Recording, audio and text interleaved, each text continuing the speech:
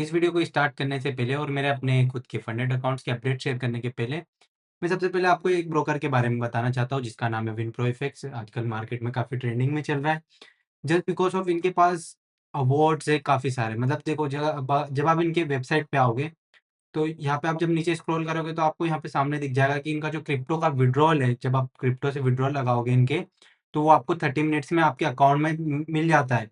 और सबसे मेन बात कि इनका जो कस्टमर सपोर्ट है, उनको ना अवार्ड मिला है इसलिए क्योंकि उनका कस्टमर सपोर्ट इतना बेटर है कि 24/7 आपको कभी भी कोई भी परेशानी होगी तो आप इनकी कस्टमर सपोर्ट पे जाके बात कर सकते हो, कॉल वगैरह कर सकते हो, कुछ भी कर सकते हो और अपनी प्रॉब्लम को रिज़ॉल्व करवा सकते हो, जो कि मोस्टली ब्रोकर में ऐसा होता नहीं है। और सबसे इम्पोर्टेंट तो हमारे लिए यही है कि किसी भी ब्रोकर में ऐसे फीचर्स हो और आप यहाँ पे सब कुछ ट्रेड कर सकते हो। अगर आप कमोडिटीज, फॉरेक्स, इंडिसेस, क्रिप्टो जो भी करना चाहो यहाँ पे आप वो कर सकते हो। और यहाँ पे ना कॉम्पिटिशन्स होते हैं, गिव अवेज होते हैं, जैसे कि आपको दिख रहा है यहाँ पे ट्रेड करो और विन करो, तो ये सारी चीजें यहाँ पे होती है। तो ये मुझको काफी बढ़िया लगा विनप्रो एफएक्स का। और यहाँ पे आप वेबसाइट के अंदर ही देख सकते हो कि इनको कौन-कौन से अवार्ड मिल चुके हैं 2025 में, 2024 में। ये काफ़ी सारे अवार्ड जीता हुआ है, इसलिए इसको अवार्ड विनिंग ब्रोकर भी कहा जाता है। और यहाँ पे आपकी हर एक पेमेंट एक्सेप्ट हो जाती है, bank transfer, USDT, visa card, master card. मतलब अगर देखा जाए ना तो ये इतना बेस्ट ब्रोकर मुझको लगा क्योंकि सबसे बेस्ट तो यही था कि इनका कस्टमर सपोर्ट सबसे बहुत बढ़िया है। तो मैंने लिंक डिस्क्रिप्शन में दे दी होगी, आप वहाँ पे जा सकते हो, वहाँ पे क्लिक करो, वहाँ पे फटाफट से अपना अकाउंट ओपन करो।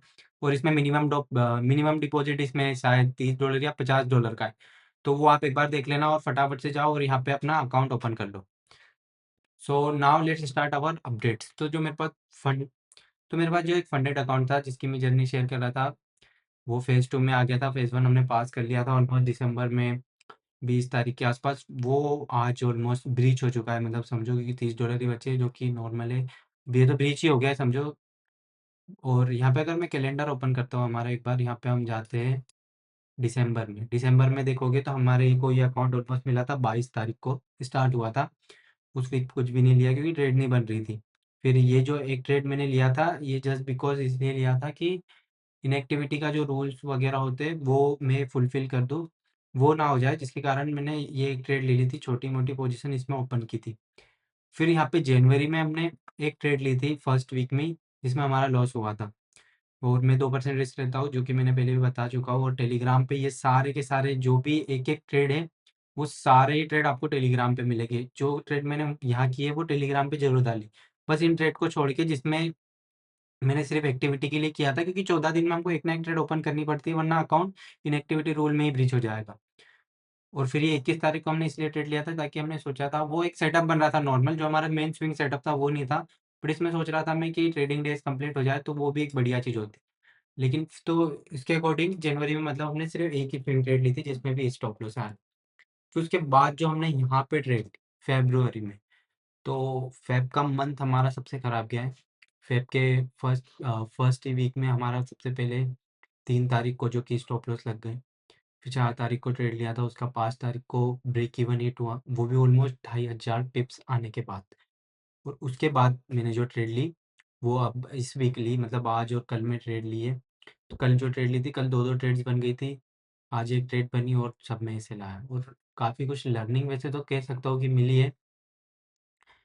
बट सीन वही था कि सब कुछ सही था। मैंने कोई भी रूल्स को, ऐसे नहीं कि मैंने कोई रूल्स देखे नहीं हो अपने, जो सेटअप था उन सेटअप को परफेक्टली ही मैंने एग्ज़ीक्यूट किया है।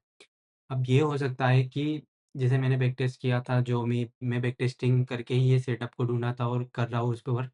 तो उसमें भी मैंने ये देखा था कि कुछ मंथ ऐसे होते हैं जिस मंथ में वो सेटअप वर्क नहीं करता है। मतलब वो सेटअप में स्टॉप लॉसेस हिट होते हैं या तो फिर ब्रेक इवन आता है। तो ऐसे कुछ मंथ्स होते हैं उसमें भी निकलते हैं, बट आने वाले मंथ्स में वो सब कुछ सही हो जाता है। मैंने ये देखा हुआ है और मुझको कहीं न कहीं इस चीज़ का डर भी था कि कहीं ऐसा ना हो जाए।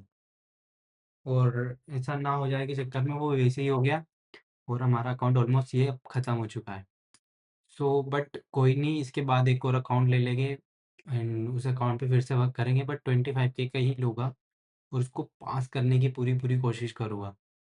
जो भी अपडेट्स है वो तो मैं टेलीग्राम पे शेयर करते रहता हूँ, इंस्टाग्राम पे मैं ज़्यादा एक्टिव इसलिए नहीं रहता हूँ क्योंकि मुझको कंटेंट वगैरह इतना सब पसंद नहीं है ज़्यादा बनाना पसंद। तो ये अपडेट बस अकाउंट्स की चल रही है और बाकी गोल्ड ने सबको घुमा के रखा है। गोल्ड में बस एक ही चीज़ मैंने जो इम्पोर्टेंट मैं बोलूँगा कि स्टॉप लॉस जहाँ पे मैं 200 पिप का रखता था, अब मैं वहाँ पे 500 पिप का रख रहा हूँ। क्योंकि क्योंकि हमने हर बार देखा है, जैसे 2025 में भी हमने देखा था कि 2000 जब 25 आया था, उसमें मार्केट का वॉल्यूम बढ़ गया था, बट फिर भी मैं छोटे स्टॉप लॉस ढूँढने के चक्कर में ट्रेड नहीं ले पा रहा था, और ट्रेड ले रहा था तो मेरे स्टॉप लॉसेस आ रहे थे। बट वो मैंने फिर लास्ट में मैंने एक बार बैक टेस्ट किया था 2025 को पूरा दिसंबर में, तो जाके मेरे को पता चला था कि गलती मैं ही कर रहा हूँ, वॉल्यूम बढ़ गया है तो स्टॉप लॉस भी बढ़ा। तो इस बार मैं वो गलती नहीं करना चाहता, इस बार वॉल्यूम बढ़ा है तो मैं स्टॉप लॉसेस को भी बढ़ा दे रहा हूँ, यानी कि जो 200 पिप्स था उसको मैंने 500 पिप्स कर दिया है। और डाउट्स तो काफ़ी सारे आ रहे हैं फिर भी अभी भी, बट फिर भी मैं इस ये जो हमारा सेटअप है उस पे पूरा टिका रहूँगा। इस सेटअप की मेरे को 2026 में एक-एक ट्रेड को लाइव ट्रेड करना है। मीन्स किसी भी फंडेड अकाउंट में, ब्रोकर में, किसी में भी करूँ, बट वो लाइव मेरे को ट्रेड करना है, क्योंकि मैंने इस सेटअप का सिर्फ़ बैक टेस्टेड डाटा ही रखा है। अगर मेरे पास 1 साल का लाइव टेस्टेड डाटा भी होगा ना, तो वो बहुत बहुत ज़्यादा मायने रखेगा उस बैक टेस्टेड डेटा से, क्योंकि लाइव टेस्टिंग में मेरे साथ इमोशंस है, बैक टेस्टिंग में नहीं है। बैक टेस्टिंग में मैं नॉर्मली ऐसे-ऐसे कर लूँगा कि हाँ, ये हो गया है।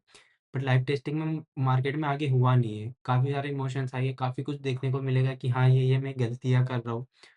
तो वो गलतियाँ मेरे को आगे लर्निंग में हेल्प करेगी।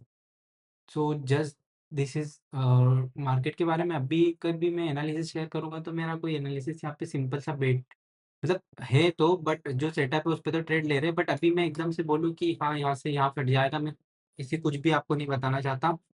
जब तक कि ये मार्केट में काफ़ी कुछ हो रहा है, मेरे हिसाब से तो अभी ये कंसोलिडेशन तो नहीं बोलूँगा, बट मैनिपुलेशन है।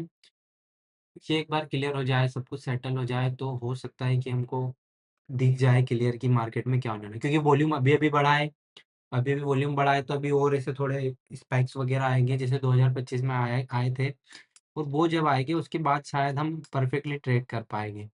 जैसे मैं यहाँ पे 2025 में आता हूँ, तो जैसे यहाँ पे आप देखोगे कि यहाँ से मार्केट का वॉल्यूम बढ़ चुका था।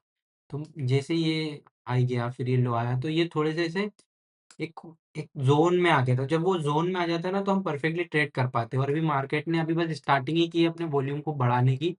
तो अभी इस वॉल्यूम के हिसाब से भी मार्केट अपना एक ज़ोन क्रिएट करेगा, और जब वो ज़ोन क्रिएट करेगा उसमें हमको स्विंग सेटअप्स बढ़िया देखने को मिलेंगे।